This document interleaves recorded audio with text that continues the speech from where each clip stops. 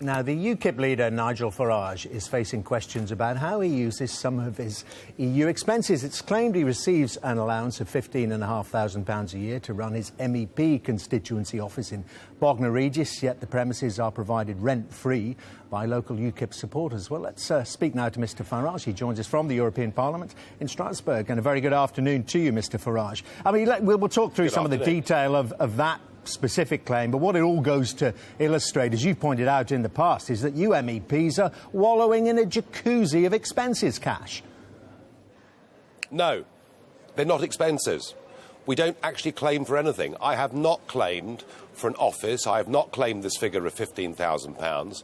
The Times, who are the pro-establishment newspaper, have deliberately tried to conflate the expenses row in Westminster, where people have been using taxpayers' money to buy houses and make large capital gains, with the way the system in the EU works. Now, by the way, I'm not defending this system. I want it to end. But I get given, as does every other British MEP, £3,580 every month to spend in the United Kingdom and in my constituency as I see fit.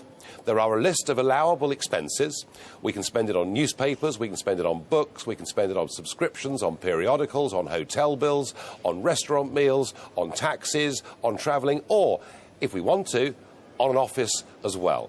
We do not have to provide any receipts or any explanation for how that money is spent, and so what the Times have written is wholly erroneous. So you're giving it... Well, let's go through some of the detail, because they've got that claim, haven't they, that it costs about £3,000 a year to run the office. It is, of course, as we said earlier, rent-free. Where does the other £12,000 then go?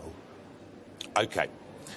Now, you know, allowing for the fact that this is a non-story anyway, because how I spend that money is up to me, and I spend to just interject prosecute. here. It is ultimately taxpayers' cash, Mr Farage. We pay, as your party points out, we pay a lot of money to the European Union as taxpayers.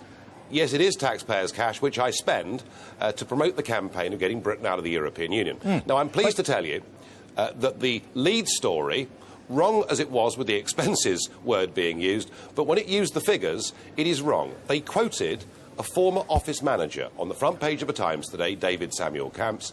He is enraged by what the Times have written. He has written me a letter saying he said no such thing, that the figure for running the office was much higher than the Times have put on their front page. And if you go to the UKIP website, you will see his letter there. All right, well, tell the Times' story is falling to pieces. Just tell the taxpayer where the money goes. It's a very, very small office, isn't it? 620 square feet, rent-free. Where does the rest of the money go? What are the expenses?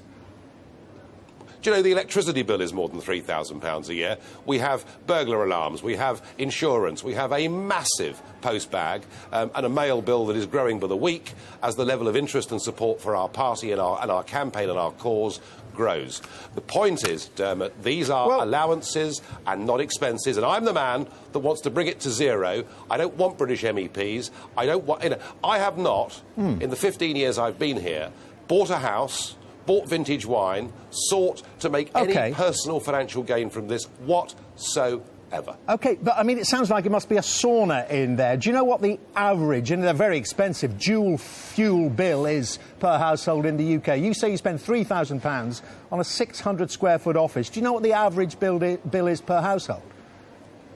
Just over £1,000. Yeah. So how are you spending £3,000 then? Well, they're not running. Well, if you're calling me a liar, then you're joining the Times, whose story's just fallen to pieces, and you're joining Dennis McShane, who was the last person who accused me of electricity. What are you doing in there? What do you run in there? Running machines, running banks of computers, what machine? Running banks of computers, doing things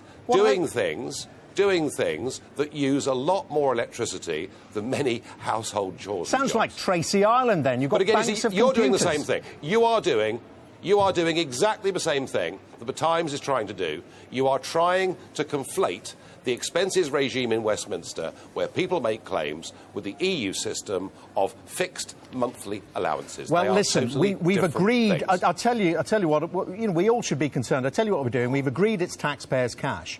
We know the regime, and it's far from perfect in the House of Commons, which you have criticised. MPs' behaviour, most notably Maria Miller in the past, but they have to account for things like this. They have to give us receipts. They have to let us examine them. And if they overclaim, they have to repay them. You say you're given the cash and you spend it as you feel free on campaigning for UKIP. Is that right? That is how the European Union works. It's one of the reasons I don't want us to be a member of it. How much did you claim? How much did you claim? What, being an MEP for 15 years? How much, not claim? I don't claim any money. How much have you received? See, I don't know. If you take £3,580 a month, which is about the mean, and multiply it out, you will come to a figure.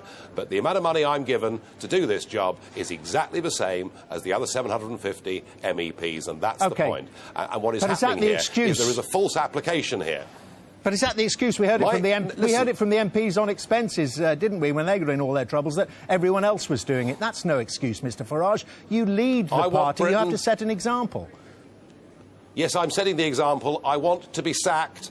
I want every British MEP to be sacked. I want these allowances to end totally, and I want us to have a referendum to get us out of the European Union. I've spent 15 years. I have travelled more miles. I've spoken at more meetings. I have worked harder across the United Kingdom than any other British MEP, and without those allowances, I couldn't have done the job. OK, but, I mean, would £3 million be about right? 15 years as an MEP. You said in, what was it, 2009, 10 years as an MEP, that you'd received about £2 million. Can we another million over the next 5 years? Yeah. That was what Dennis McShane said, and he accused me of wrongdoing, and then he went to prison. It's what you said to Dennis McShane. Yeah. Well, it was a mistake, so I'm not going to give you a figure. You know, if you want to get the figures, ask the European Parliament. They'll give it to you. I will repeat, my claims, my allowances as an MEP are exactly the same as every other British MEP. But, I mean, just on the office money, do you think it's right it's paid into your personal account? At least then we'd be able to account for where it all goes. No, I don't approve of any of the financial methods of the European Union. After all, they haven't had the accounts signed off for the last 18 years in a row. I'm not sitting here to defend the way the European system works, but to explain that it is utterly and entirely different to the Westminster one, and that I have not sought to make any personal gain from these allowances over the course of the last 15 years. And for the Times to run a story where the witness is a woman who is currently serving a suspended jail sentence, having been convicted of fraud and forgery, to say that I took taxpayers' money and put it in the Cayman Islands, frankly is outrageous. This is a political smear of the worst kind, and what it shows is just how well UKIP is doing in the run-up to the European Well, I mean, election. you mentioned the Cayman Islands there, so you haven't got any accounts there. What about the Isle of Man? You've got a trust there, haven't you?